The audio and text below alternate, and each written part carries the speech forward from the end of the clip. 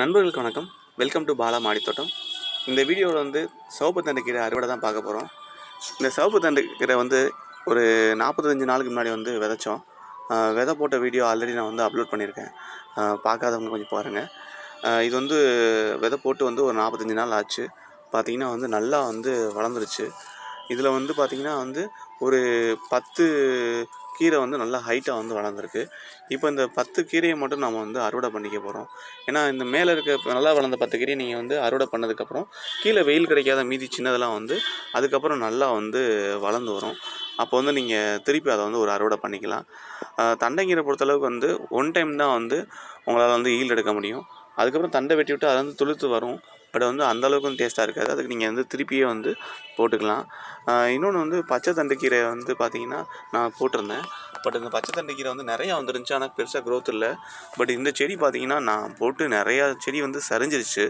But அதில் கொஞ்சம் செடி மட்டும்தான் வந்து வந்துருந்துச்சு. ஒரு 25 செடி வேணும்னா வந்து கீரை செடி தான் வந்திருக்கும். பட் அது எல்லாமே நல்ல க்ரோத்தில் வந்து நல்லா வந்து வளர்ந்து வந்திருக்கு. இதுக்கு நான் வந்து என்ன மண்கலவை யூஸ் பண்ணேன்னா செம்மண், காயர் பித்து, மண்புழு உரம் 3ஐயும் வந்து 1:1:1 விகிதத்தில் வந்து நான் கலந்துருந்தேன். அதுக்கப்புறம் வந்து அப்பப்போ வந்து மற்ற செடிக்கு வந்து நான் பஞ்சகாவியம் தெளிக்கும் போது இதுக்கும் கொஞ்சம் கொஞ்சமாக தெளிச்சிருந்தேன். கீரை வந்து உங்களுக்கு வந்து ஒரு குறுகிய கால பயிர்னால வந்து பெருசாக வந்து உங்களுக்கு வந்து பூச்சியோட தாக்குதல்லாம் பெருசாக இருக்காது. என்ன மாதிரி பிகினர்ஸ் தொடங்கினவங்களாம் வந்து நம்ம கீரை வந்து ஸ்டார்ட் பண்ணும்போது ரொம்ப ஈஸியாக வந்து வந்துடும். இன்னொன்று கீரை அறுவடை பண்ணும்போது உங்களுக்கு வந்து ரொம்ப மன திருப்தியாகவும் இருக்கும்.